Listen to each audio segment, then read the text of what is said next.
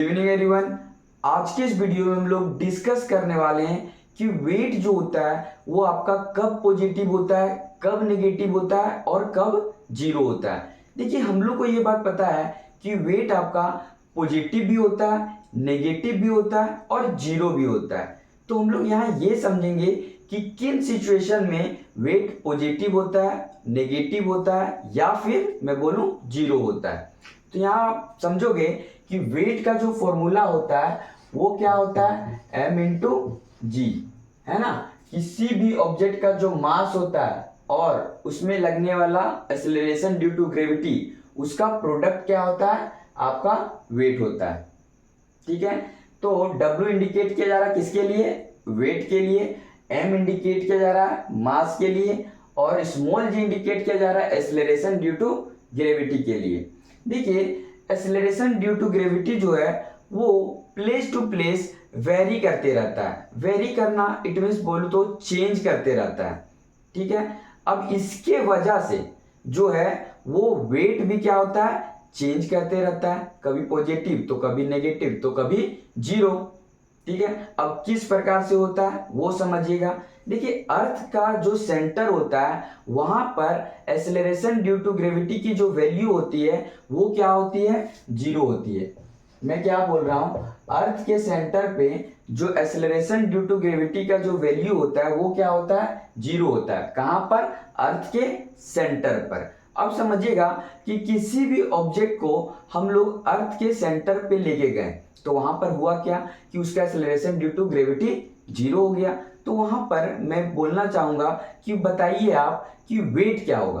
तो हम लोग को पता है वेट का फॉर्मूला क्या होता है, mass into acceleration due to gravity. ठीक है, अब यहां पर देखोगे कि सपोज मान लेते हैं कि उस ऑब्जेक्ट का जो वेट है वो कितना है, 10 केजी है। उस ऑब्जेक्ट का जो मास है वो हम लोग लेट कर लेते हैं, कितना है, 10 केजी है। ठीक है, हम लोग लेट किए हैं, मान लिए हैं। अब मास तो हो गया 10 केजी, लेकिन उस ऑब्जेक्ट को हम लोग कहाँ लेके गए थे, अर्थ के सेंटर पे। और मैंने अभी आपको बताया कि अर्थ के सेंटर पे जो एक्सेलरेशन ड्यू टू ग्रेविटी की जो वैल्यू होती है वो कितनी होती है, जीरो होती है। तो 10 इंटू जीरो तो क्या आ जाएगा, जीरो आ जाएगा। तो वेट यहाँ पर क्या निकल गया आपका, जीरो निकल गया।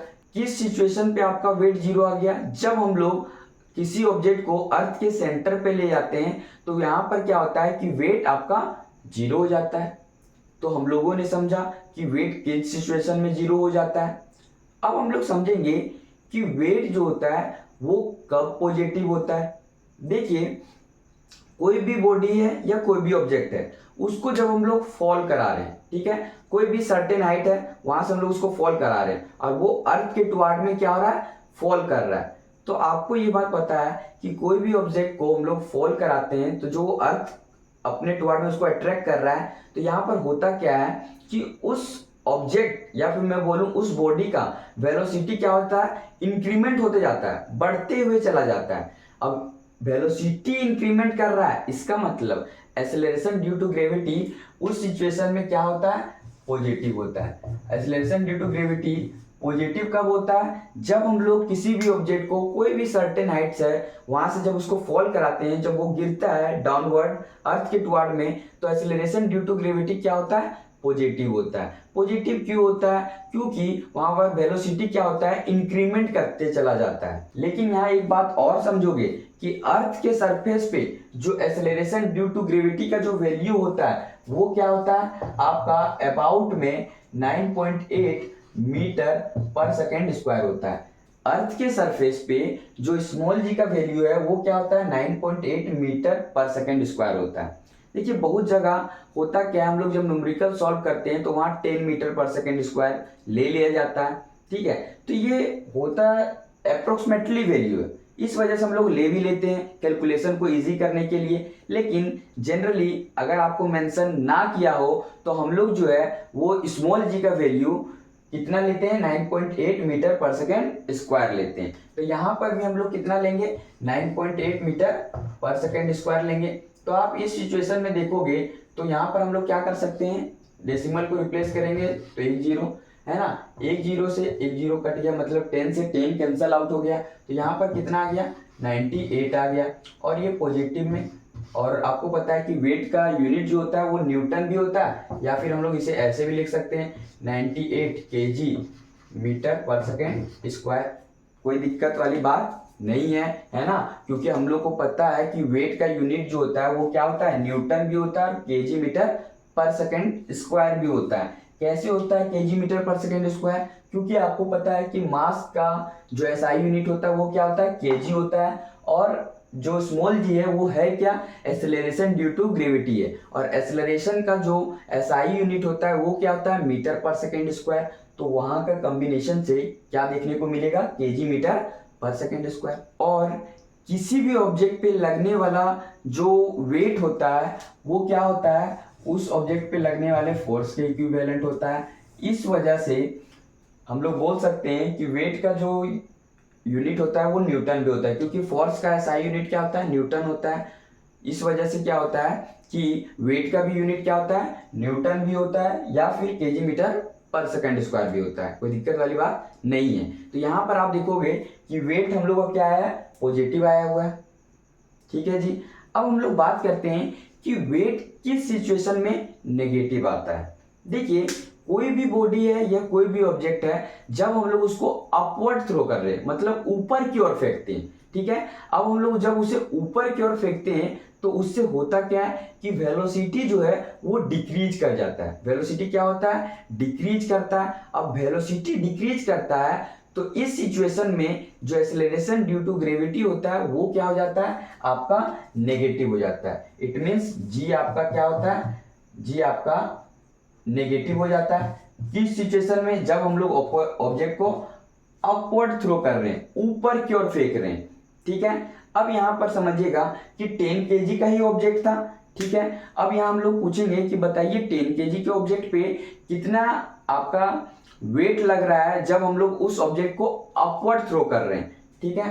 तो हम लोग के पास फॉर्मूला है क्या, weight equal to mass into acceleration due to gravity. तो ऑब्जेक्ट का वेट 10 kg था और acceleration due to gravity earth का सरफेस पे कितना है, 9.8 मीटर पर सेकेंड स्क्वायर। लेकिन यहां पर जो हम लोग वो नेगेटिव लेंगे, क्यों, क्योंकि हम लोग ऑब्जेक्ट को अपवर्ड थ्रो कर रहे हैं, ठीक है। तो यहां पर हम लोग लेंगे -9.8 मीटर पर सेकेंड स्क्वायर। और आपको पता है कि जब यहाँ से डेसिमल रिप्लेस करेंगे, डेसिमल के बाद क्या है, 1 डिजिट है, तो 10 आ जाएगा। तो 10 से 10 कैंसल आउट हो जाएगा। तो यहाँ पर आप देखोगे कि जो यहाँ वैल्यू आएगा वो कितना आएगा, 9.8 न्यूटन, ठीक है। 9.8 न्यूटन आएगा, जो कि क्या आ गया, आपका वेट आ गया। कहाँ का, तो हम लोग ऑब्जेक्ट जो अपवर्ड थ्रो कर रहे थे उसके लिए वेट आया -9.8 न्यूटन। तो यहाँ पर हम लोगों ने समझा, हम लोगों ने जाना कि वेट आपका पॉजिटिव भी होता है, नेगेटिव भी होता है, जीरो भी होता है। तो हम लोग यहाँ 3 तरह का सिचुएशन देखें। वो 3 तरह के सिचुएशन क्या थे कि ऑब्जेक्ट को जब हम लोग अर्थ के सेंटर पे लेके जा रहे थे तो वहाँ जी का वैल्यू 0 हो रहा था, इसके वजह से वहां पर वेट भी 0 आ गया। फिर हम लोग ये समझें कि किसी भी ऑब्जेक्ट को जब हम लोग कोई भी हाइट से उसको फॉल कराते हैं तो वो जब अर्थ के टुवार्ड में जाता है, अर्थ के टुवार्ड में मूव करता है, तो वहां पर एक्सेलरेशन ड्यू टू ग्रेविटी क्या होता है, पॉजिटिव होता है। उसके वजह से वेट क्या होता है, पॉजिटिव आता है, ठीक है। फिर थर्ड हम लोगों ने समझा कि किसी भी ऑब्जेक्ट को जब हम लोग अपवर्ड थ्रो करते हैं, ऊपर की ओर क्या करते हैं, थ्रो करते हैं, तो उस सिचुएशन में एक्सेलरेशन ड्यू टू ग्रेविटी जो होता है वो क्या होता है, नेगेटिव होता है, और उस वजह से वेट का जो वैल्यू है वो क्या होता है, नेगेटिव हो जाता है। तो आई होप आप समझ गए होंगे कि वेट आपका किन सिचुएशन में पॉजिटिव होता है, किन सिचुएशन में नेगेटिव होता है, और किन सिचुएशन में 0 होता है।